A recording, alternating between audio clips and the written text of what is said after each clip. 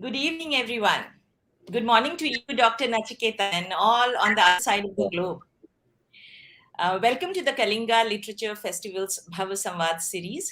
I am Saadia Azim, a policy and public affairs specialist, a former journalist, but now a full-time writer. My first collection of short stories published in December 2020, A Narrow Lane and Other Stories is available on Amazon. But today we are here to talk on different non-fiction series about mental health. Pandemic has changed the way we see life now. Understanding and dealing with everyday challenges of modern life, learning, unlearning, and relearning the lessons of life every day is not an easy task. It is taking a toll on our mental and physical well being. So, we need support and guidance to navigate our complex emotions and cope in the rapidly changing world. While it is so nice to be able to continue our work from our homes, connect to people so far away, such as you, Dr. Nachiketa, our guest writer today, yet talking to a screen and not being able to see and feel the emotions is hard. I think all of us will agree to this. But to begin with, let me introduce Dr. Nachiketa Sinha first. He's a consultant psychiatrist in New Brunswick, Canada. He received his psychiatric training at Cambridge Deanery and worked at the Bedfordshire and Luton NHS Trust in United Kingdom after graduating from Karnataka University in India. Dr. Sinha is the author of Empowered and Strong, an internationally acclaimed, well-known self-help book on mental health and care.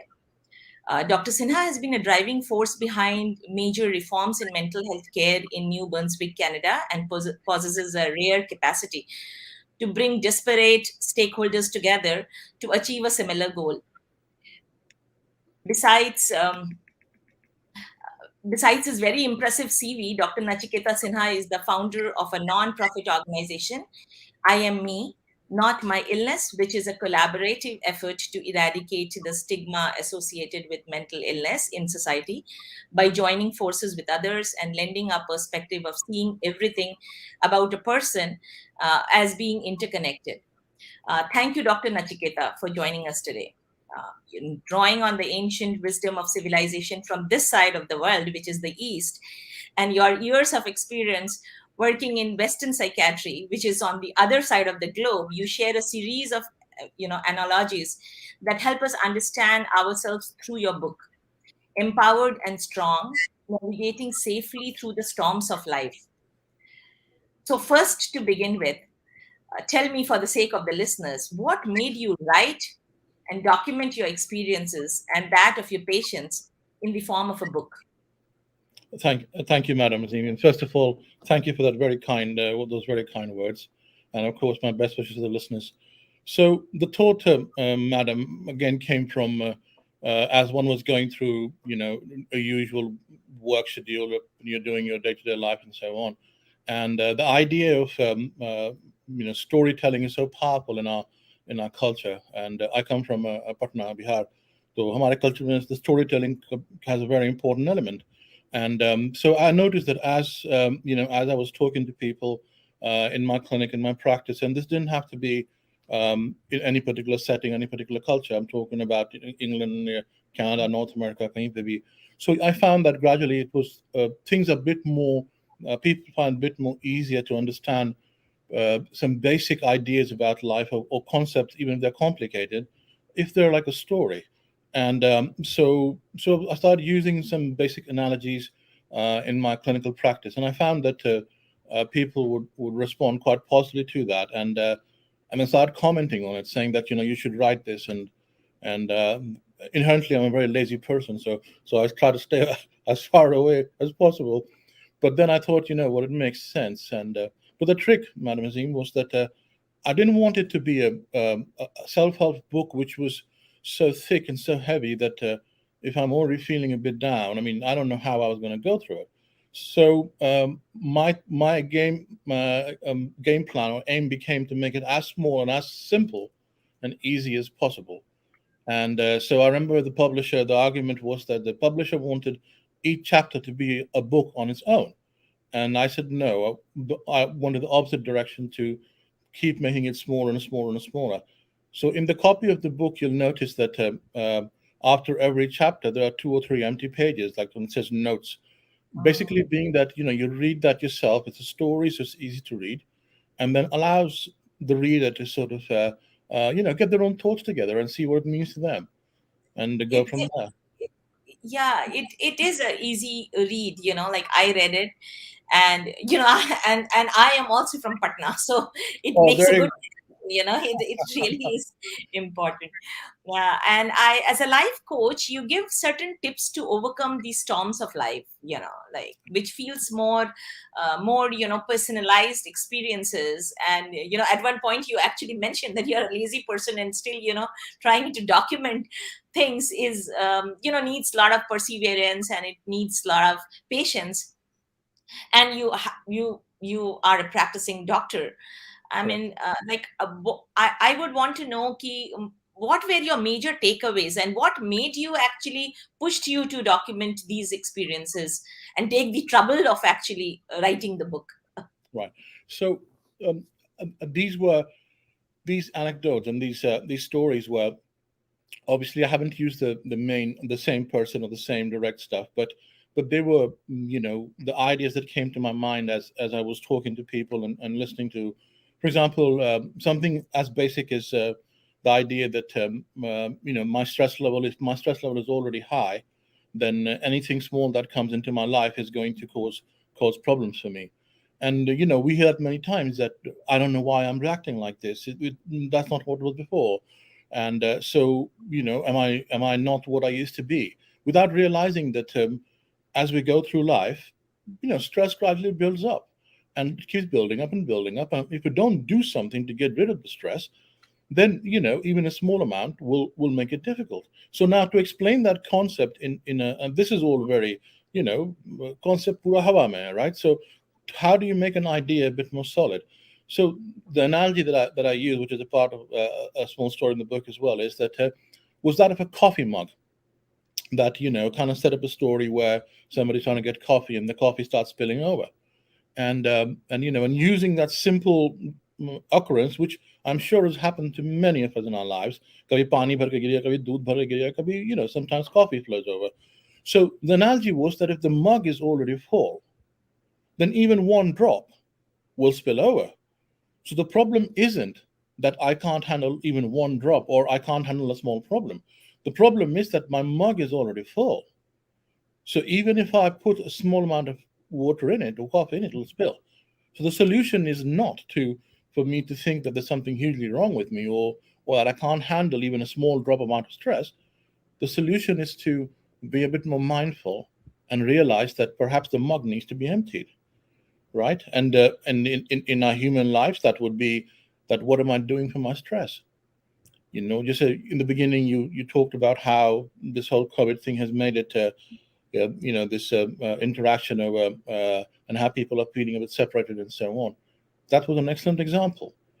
I mean, not to digress a bit, but the whole idea, right? I mean, one of our ways of coping is, let's go and meet my friend, let's go and do this, let's go and do that. Okay, baat kar liya, cracked a joke or so. But what happened is that the very basis of what was supposed to help us cope was taken away because of COVID.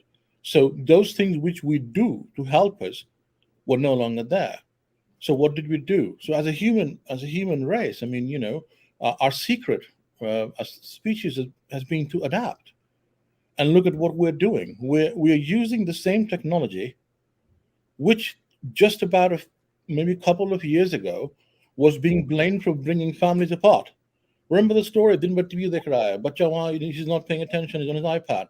But look what's happened. What we've taken is new technology, which was doing something completely different, and we've now used it, adapted to our new lives, which has become this because of the restrictions of COVID.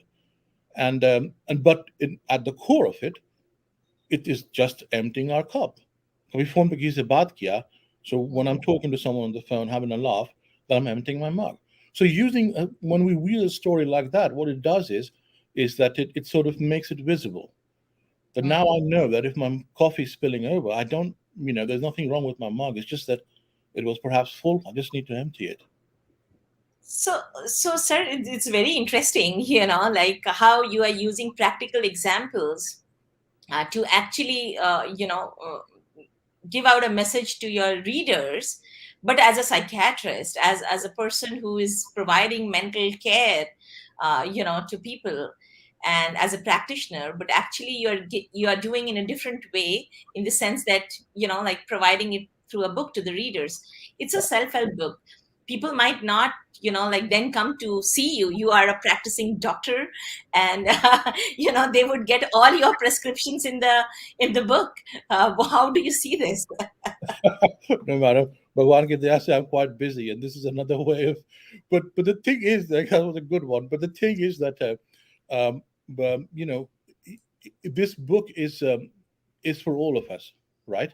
In the sense that I don't have to be ill to make sense of what this says, because the examples are not something really out of the world sort of example, and like you said, the stories are about daily occurrences, so it's relatable to everybody. And I'm glad you pointed that out, because many times that thought comes in that it's the book by a psychiatrist, so it must be for somebody who's very ill, and why do I need it? And yet, as you read the book, you must have found that it's not exactly about that at all. One doesn't need to be ill to get help. Yeah, and one, like gets a real, the kind of analogies what you have used in the book is, so simple, and so, in everybody's life, that you just realize then that you are getting a mantra, for free, actually, in the book. Because people do not even realize that they are in that state of where the coffee mug is full, Right. and they are, like, they are going through that kind of stress.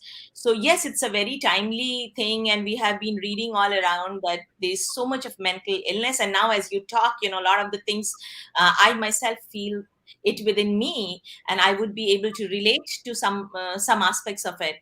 I would want to know more about it, like which, the basically, what was your motivation, and why, what experiences did you feel the pressure of your practice, or did you feel the pressure yourself in terms of your mental health, with that you found that writing a book was your stress buster, as you were Right. talking a bit about it.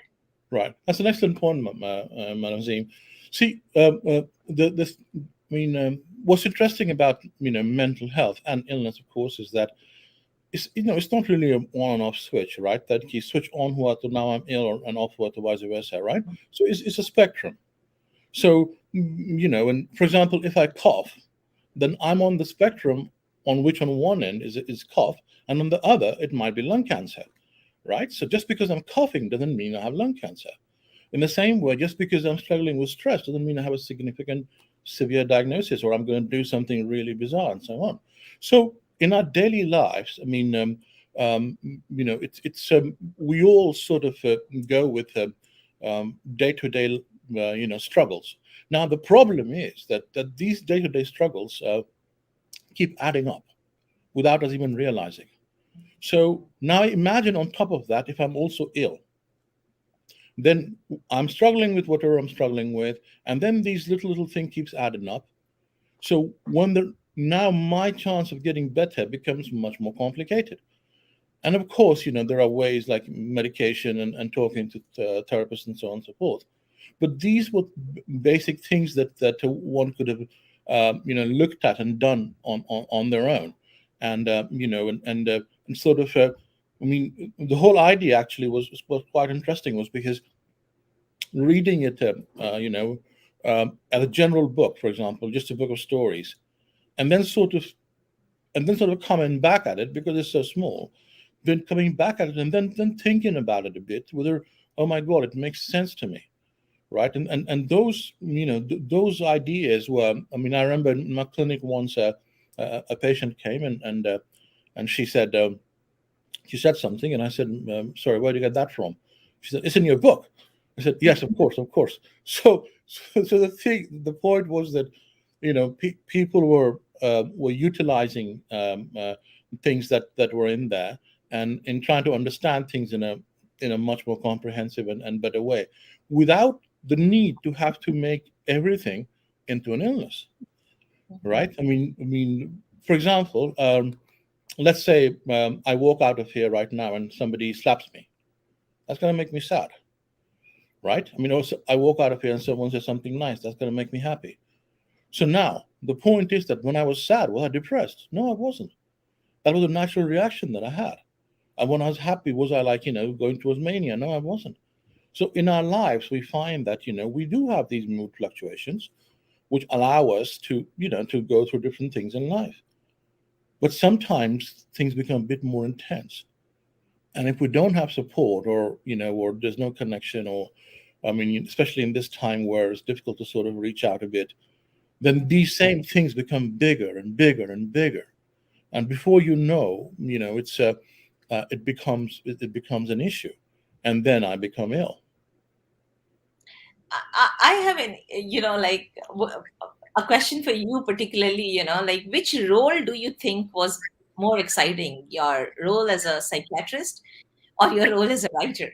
So what excites you more? Or And my role as a yeah, sorry, what was the second? so, like which role was more exciting? I mean, your role as a practitioner, what you do every day for your earning, or something like writing a book, Right, right. which was I more see what you exciting? mean. Yeah, so so the writing was supposed to be more interesting because you know that when you're working, you're busy, and then you find a moment and you write something. But as you're an author yourself, and a much better author than I am, of course. And what I realized was that I was trying to, and because I wanted to make it smaller and smaller and smaller, and not expand it. So that became a real problem.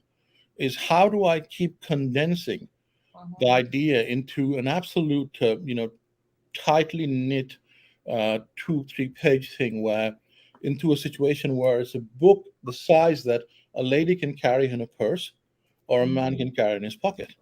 And so that was the thought behind it. So it became, quite a draft after draft after draft, and the publisher was going the opposite direction. He wanted every chapter to be expanded to a book. And so I said, no, I'm going the opposite way. I want everything to become smaller and smaller. So No, to answer your question, madam, I think my work as a psychiatrist is much more enjoyable and easier. no, that's very nice, and it is interesting to know about how you feel. I particularly feel that writing, something creative, makes it works as a stress buster, maybe, and it must be in your case as well. The book is available on Amazon, and we have a link here.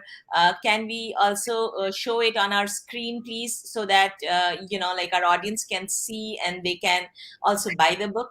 So during our talk, we are able to provide that link there, and it will be available for the it's available on Amazon, so people can click on them. Another question as we move forward, can you please tell us that what do you think people will follow more, like your advices, which is given on the book, or they would come back and they want to see, probably a psychiatrist giving me a medicine which can just take away all my stress and, all types of mental, that will provide my mental care better. So what do you think, what people will follow more? Right. So I think that, Madam Zima, I think that because this book is very sort of and common sense based, once one has read it, and if one has actually used the ideas and so on, then what happens is that unless one is severely ill, of course, then they should go to see a psychiatrist, of course. But many times, in our lives, the usual stressors are enough to make us feel down and frustrated and disappointed, and that might not necessarily be an illness, but still feels like it because it takes away. So what this book does is it allows you to see things differently.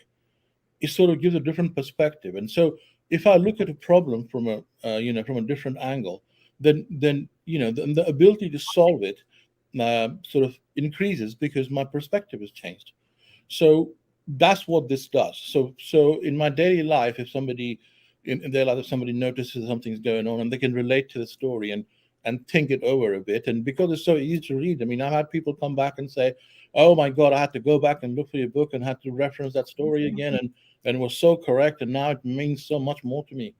And so I mean, I've had those people, those stories as well. So going back to one of the earlier questions you asked, I think it's worked against my practice. It's, it's definitely Yes. stopped people from needing a psychiatrist. Yeah, yes. Taking the conversation forward, can you tell us some of the most simple and or the most inspiring, anecdotes from your book, which is very close to your heart, and you would want the audience to know about it? Right. Well, see, one of the biggest mistakes or traps, if I may call it, we fall in is the idea that whether one is in a relationship or friendship or whatever it might be, and a relation between partners or work boss or parents or whoever that might, whatever kind of relationship that is, but the idea that somehow if I do a bit more, then it's going to be okay, or if I try a bit harder, then if I see something difficult in the relationship, then it is going to be okay. So then one person starts taking the responsibility and trying to do things in a bit more and a bit more and a bit more, hoping that things will change. Now, on the face of it, it seems like yes, why they're trying, well done. But we forget that there's also another party in that situation, right? I mean, there are two people in this. Either it's a boss or a worker relationship, or husband and wife, or father son, whatever. But they're always on the party. So the question is, what is the other party doing, right? And sometimes we forget that the responsibility also lies on the other person. So the trap starts, to become that, and then we gradually notice that apart from that, also that in our lives, certain people are difficult to get along with, and we try harder. Like you hear people say that, oh, so and so, oh my God, they're coming tomorrow. Oh my, this and oh, in the group, one person walks in and everybody's like, okay, this is just going to be the toxic, and yet you find that people try to bend over a bit and try. So the analogy that I used in the book was that we have to be aware that there are certain things which really is not up to us to do. When I can try, for example, um, you know, fire, as beautiful as it looks from a distance, it's only beautiful from a distance. A bit closer, nice warmth, still all right. But if I put my hand into the fire, thinking that it is all that beautiful and attractive and it's attracting me to it, my hand will burn. So now, based on the earlier example that we in our daily lives do, is that let's try a bit harder. Based on that example, logic dictates that I should tell myself that, okay, my hand got burned this time. I'm going to try again. This time I'll be a bit more careful. So I'll put my hand in again. But what again happens is the fire burns my hand again. But hang on there. In my personal life, that's what I do. I try more because apparently it's my responsibility. So if the fire is burning my hand, somehow it's my fault. So I should try harder to make my hand strong enough so that it doesn't burn the fire. So I do it again. And then Madam Azim, you come along and you go, are you stupid, man? What are you doing? And I say, I'm trying hard so that my hand doesn't burn the fire. And then you tell me that no matter what you do, the nature of the fire is to burn. And sometimes in our life, there are people like that, despite our best intentions. We don't get to choose who they can be. But sometimes, for our own survival, for our own mental peace, for our own ability to live, it becomes important that we identify who these fires are and stop putting our hand into it, hoping that this time it won't burn. Because no matter who they are, if they are a fire in your life, they will burn. They will burn you. So now the significance of a simple story suddenly I could see by your facial expression, how profound, it is. And imagine now if somebody's reading it and maybe the first go they just read it and they go through it and chalo kya hai kuch nahi hai. But then suddenly somewhere subconsciously it clicks that, oh my God, is this about that? And then having another go at it, and it's only 2 or 3 pages, and then realizing the significance of And that moment is the moment when that person feels empowered to know that I don't have to take this anymore. You know, I'm strong enough to know that in my life I matter. So I will no longer make that attempt to have to put my hand in the fire hoping that it won't burn. And that is why I call it empowered. Mhm. Yeah, I agree completely that the moment you are, like acknowledging the fire, that it actually burns you is one important factor, in everybody's life. Right. And I, like I could totally understand. And yes, you are right that even our listeners could be, like relating to instances such as this in their own lives. And every one of us go through. But my question to you would be that what is your advice, besides there could be situations where you can't get away from the fire, like like there are people, there are couples, who are you're married for so many years, and you have a lot of other things which could be the fire of your life. But actually, and particularly, and I would rather say, most of the time it is what we see, that most of the people are stressed out, is because of their job conditions, basically, work conditions, which is like you just can't let it go, you can't be away from the fire. So in those situations, what would be your advice? That's an excellent question, Madam Z, because what you just described is this un, unbelievably difficult emotional feeling of feeling trapped. Mm-hmm. That no matter what I do, you know, this is how it is. What's going to happen? And at that point in time, as a person, we can see that our spirits are crumbling. We can see that everything is just coming around and boxing us in, and a lifetime of suffering is what is there. Now, the interesting thing is that in that moment of despair, we forget that there's always a choice. Now, it might not seem like it, but I'll give you an example right now. Let's say we're talking right now live, right? And let's say you asked me a question which I thought was very difficult to answer. Now I go, oh my God, what do I do? What do I do? Well, guess what? I can just disconnect and leave. Now, that might not be a choice that you like or anybody else likes, but I still have a choice. So it's important to see that even in the deepest, darkest moments, there is a choice available to us. So, what I call a scenario like that is the ability to constantly analyze, and because we need to see that based on my analysis at this point in time, regardless of how difficult Madam Azim's question was, when I'm analyzing it, I say, okay, there's more pros than cons. So, acha, theek hai, status quo maintain karte hain, I'll continue with it. Now, as we continue talking, Madam Azim's questions gets tougher and tougher, and I reanalyze, and I go, oh, 5 minutes later, in my reanalysis, no, this is too much. There are more cons than pros. Status quo is not maintainable, and I leave. So the point is that even when I choose to stay, now somebody on the outside world who's looking outside at me might say that, "Arey kahan phas gaya yaar, ye to trap ho gaya bilkul," like it's still going at it, and they might say that, use words like trapped or has no choice. But what they don't realize is that I did and I do have a choice. I always did.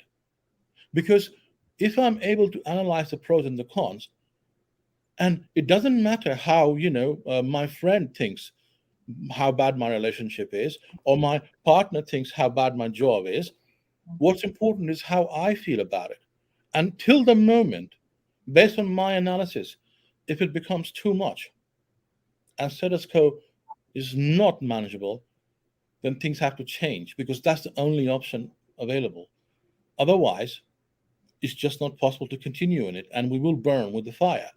And that's where there's another important concept that I've actually used in a story is, is it worth the price that we're paying? Right? I mean, we all say that, "Theek hai, this job and your relationship and wo itna saal ka sab kuch and all this." All that is fine. But If I'm true to myself and I sit down and I put a pen and a piece of paper and I analyze the situation, I look at the pros and cons, and then I ask myself, how much am I paying for this? Through my emotions, through everything that's come in my life, through the toxicity that I've faced and how it's made me feel. And then I ask myself, was it worth it? Madam Azim, honesty is required. And if we're able to answer that question, that it was worth it, then it was worth it. It doesn't matter what the world thinks. It was worth it. So I'm going to continue with it. But if it was not worth it, then no. And that's where, when you look at the larger idea about somebody who's stuck, these two concepts completely change the narrative. Because, see, the problem is because we make an assumption that, "Arey, ye to bada acha hai bhai, this is how it's always been." But when I start analyzing it, I realize, no, acha nahi hai. So, for example, just because in one of the stories, I think in the book there is that, something random as somebody goes to buy something and they sort of like it. I mean, for example, Madam Azim, your favorite fruit kaun sa hai? Which fruit do you like the most? Oh, you're really asking me? I Yeah, like Thai and you like Chinese. Chinese. Yeah. तो Chinese गए restaurant में, so normal क्या बिलाता होगा Chinese का? Chow mein, Yeah. chicken chili. Yeah. So what do you think? How much that would cost?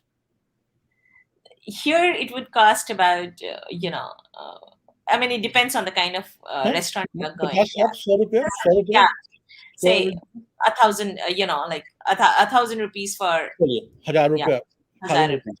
Right. Let's say, Madam Azim, आप बोले कि चलो नचिकेता तुम बड़ा अच्छा इंटरव्यू दिए, I will take you out for dinner. हम बोले चलिए मैडम खिलाइए चाइनीज हमको. अब पटना में चाइनीज खिलाने ले गए हमको. When we go to a restaurant and कि यहाँ का चाइनीज नचिकेता बेस्ट है. So, and I said, oh, great, I also like it.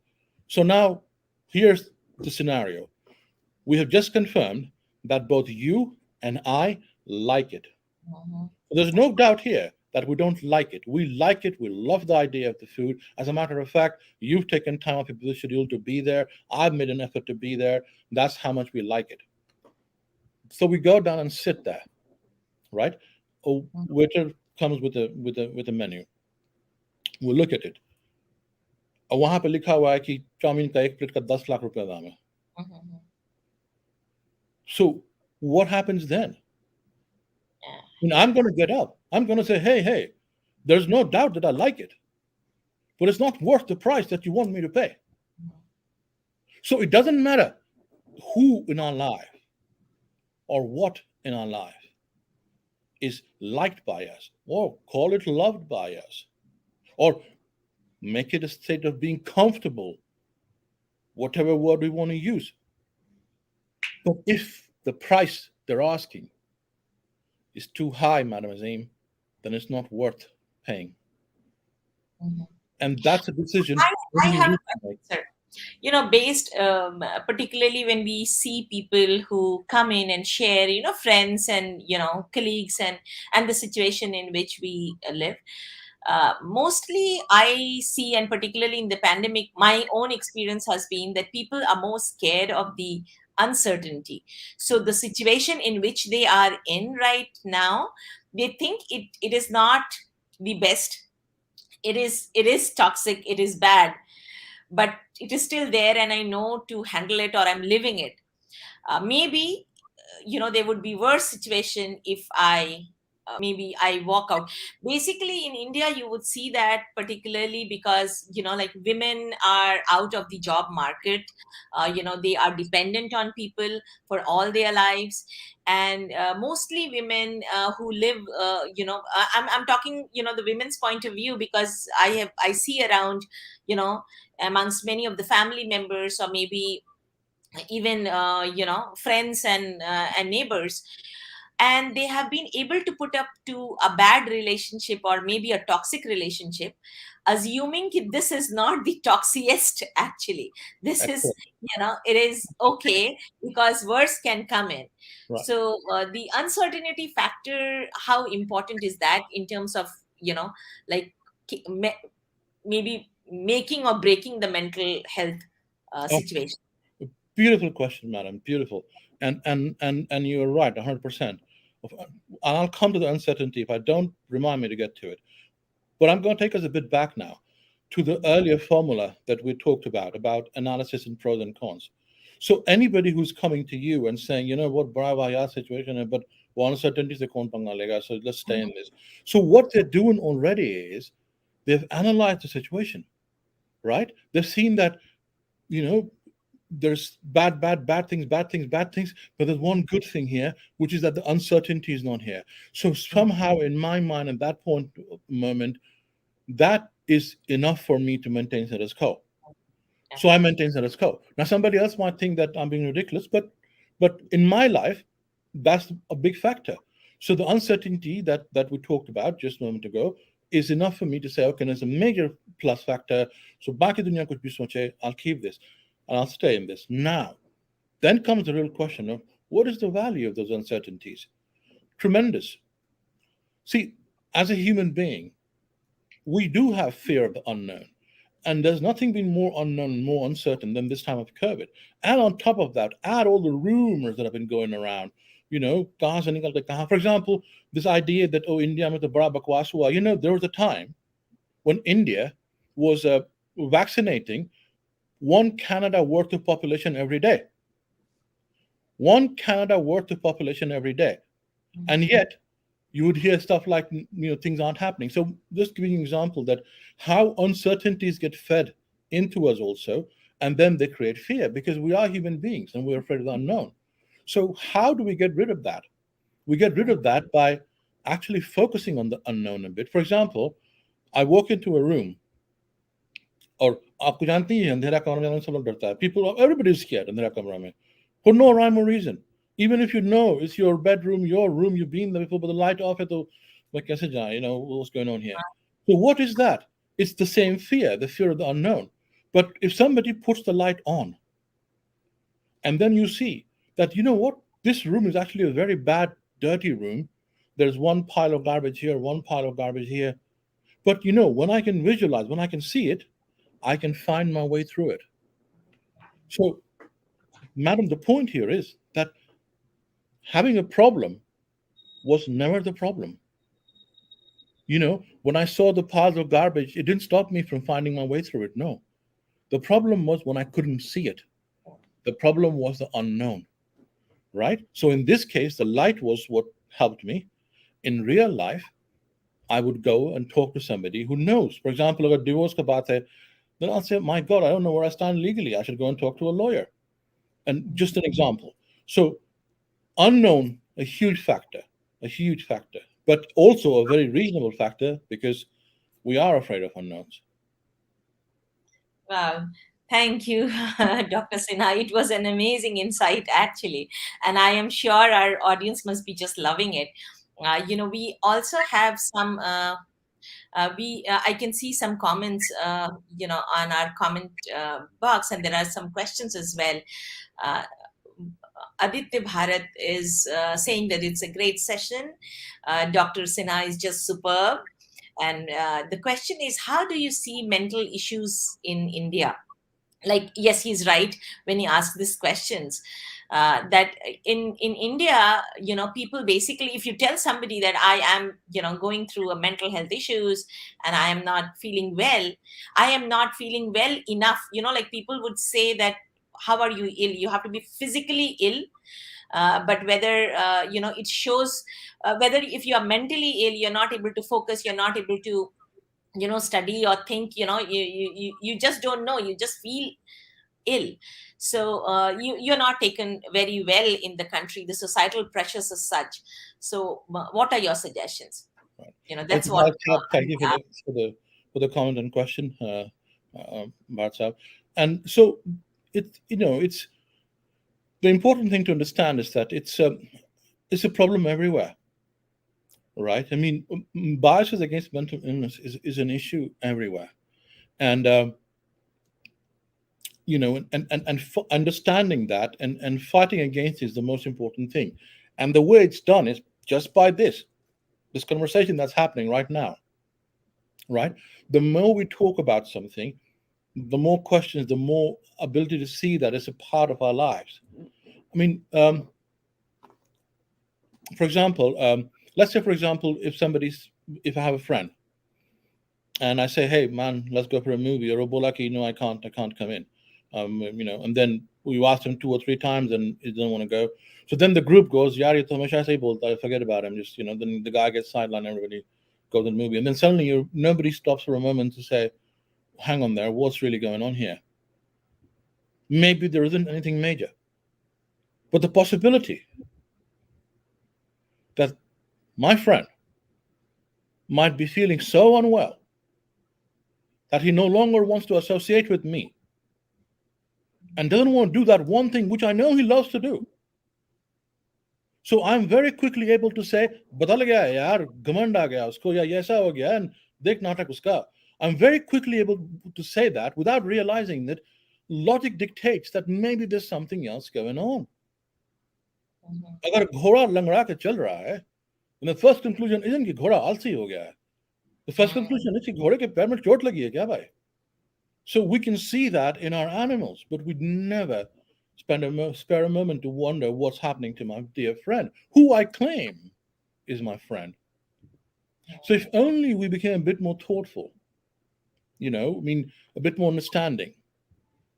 What exactly, okay, fine, you've had a difficult day, all right, just take it easy. Are you feeling better tomorrow? Or, why don't you go and talk to your doctor about it? That normalization is important. For example, if somebody, again, let's take an example of a friend. Let's say my friend walks in, into school and he's limping, and so everybody says, "Arey, lagta hai, chota gayi hai," and all that. And somebody says, "Well, maybe just a moch, just a sprain and it'll be fine." But if the guy keeps limping for 5-6 days, and I hope somebody in the group would say, "Maybe it's a fracture. Can you go on to the doctor?" Right?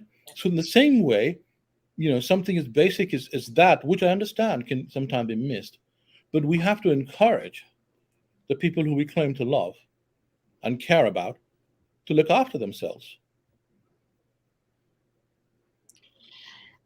That's really a great like learning for all of us. I'm sure our audience would be loving it. We have another question from Zahid Akhtar. He says that most of the time people don't accept and move on. They keep dwelling in pain forever, as you just mentioned about it. I think a little more, if you can elaborate, why do people choose, or whether they really realize that this is pain enough, like again, the concept of being trapped, in the sense that you're not able to do anything to change the situation, and particularly in a country like India, where you see a lot of poverty and a lot of thing is dependent on on livelihood. So most people would feel that kind of being trapped Right, in situation, right. and it worsens day by day, unless you take some action. So can you Yeah. elaborate on that aspect? Yes, Dr. Sam, again, thank you for the question. Very good question. Very good question. Hota kya hai, madam? What happens is that, let's say I'm somebody who, and normally all of us, we work hard, we look after ourselves, we try the best and so on, and then somewhere on the line, I'm not feeling very well, and then I ask for help. Kahin par bhi, kabhi, several years ago, maybe I did once ask for help. But the help I get either is not available or is not the kind of help I need. So now, suddenly, in my mind, I realize that what is the point even of reaching out when all I get is ridicule? Because when I told my friend that I'm finding it difficult to sleep or I'm hearing some voices, everybody sab has ke mazak uda diya, and they all made fun of me and they said pagal ho gaya and they left. So now, if I can't even open up to the people who are so close to me, who else is going to listen to me?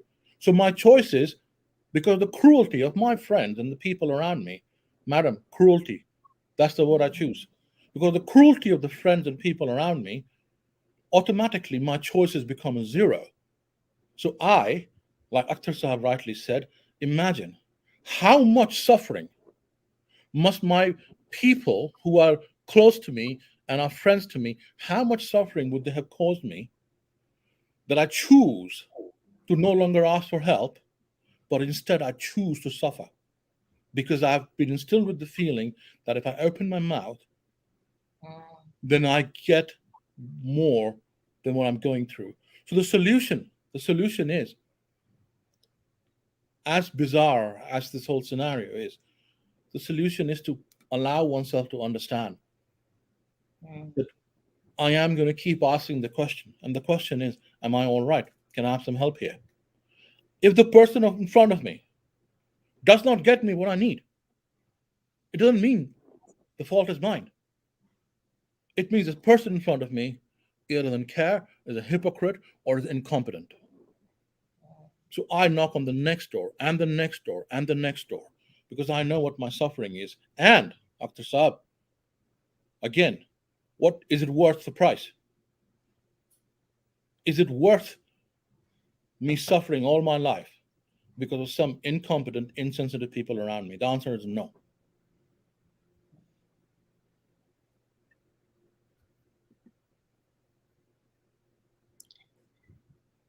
Thank you, Dr. Sinha. This was really an amazing, like it's a good experience for me talking to you and learning a lot. I have a question for you. Can you elaborate that? How would you measure that, an empowered mind? When you say that, you know, a mind, empowered mind, how do you measure it that you have become empowered? Aha, great question. Um, See, when I am no longer about what I do, what I've achieved, or how other people see me, when I'm about who I am and how I see me, then I'm empowered.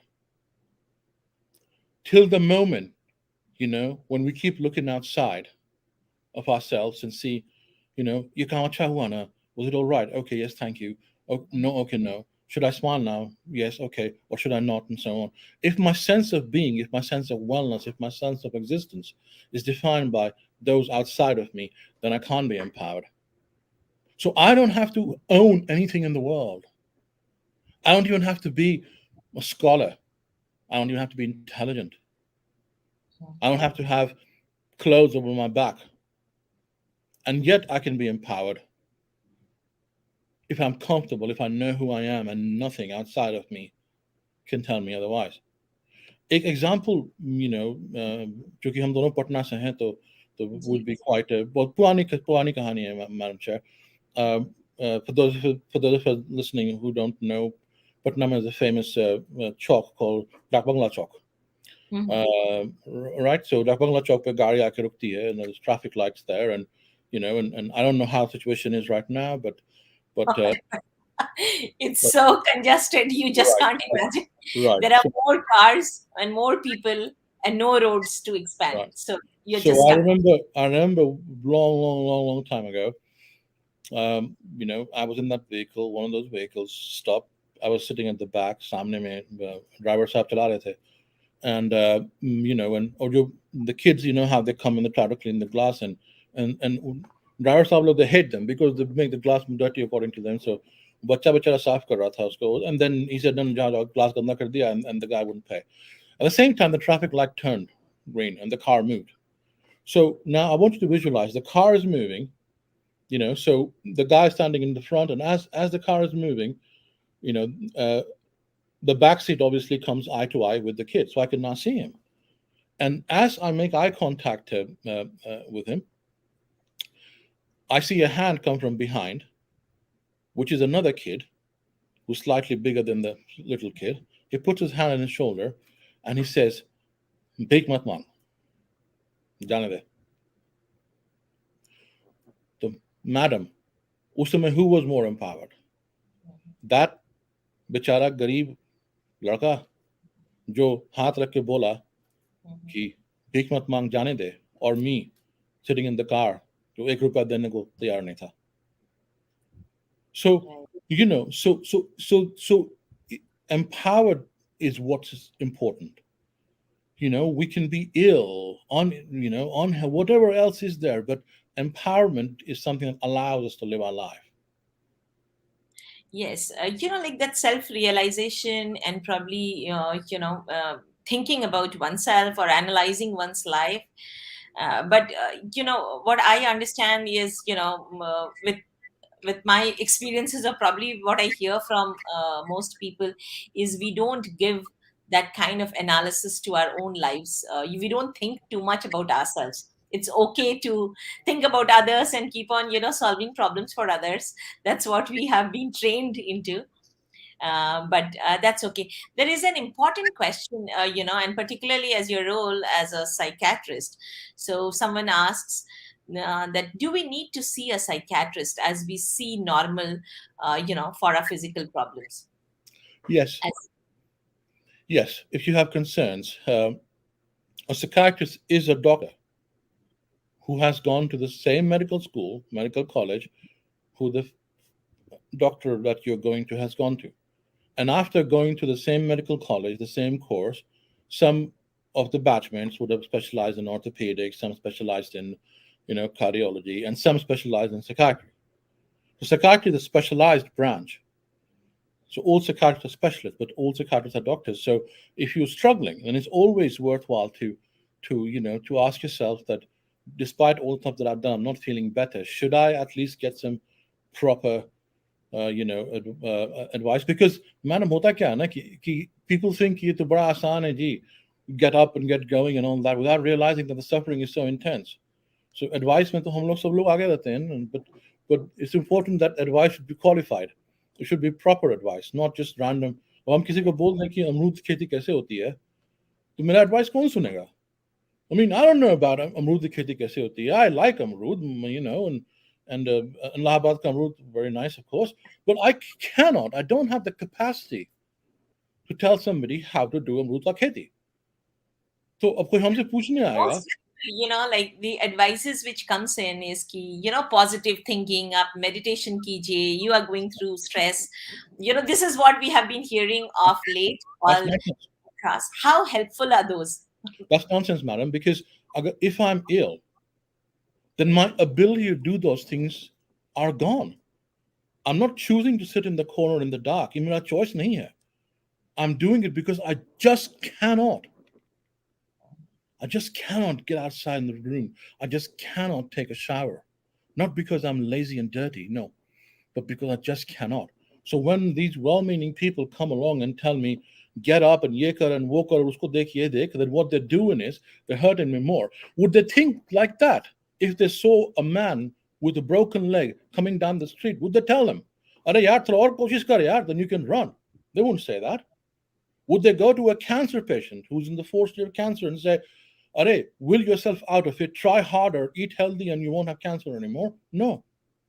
Like, somehow, because they can't see the suffering of mental illness, they make an assumption that that's what it is. Just try harder. There is no trying harder. There's just one last question. I would say we have, some more time. We have about 6 minutes, as I see now. So, can you, Pranab Pasayat asks about, like what is the role of meditation in treating mental diseases? How much does it help? Right. So, thank you for the question, Pranab Saab. देखिए, important. It's like the main thing is that अगर आप खाना, if you're eating your meal, then this चावल दाल और साथ में अचार पापड़ और सब कुछ, तो खाने का मजा कुछ और रहता है, right? But चावल दाल होना चाहिए. So if somebody is mentally ill, then they do need medication. But having these things along with it also helps. But if we expect कि केवल पापड़ खा के ही मेरा हो जाए गुजारा, तो नहीं होगा.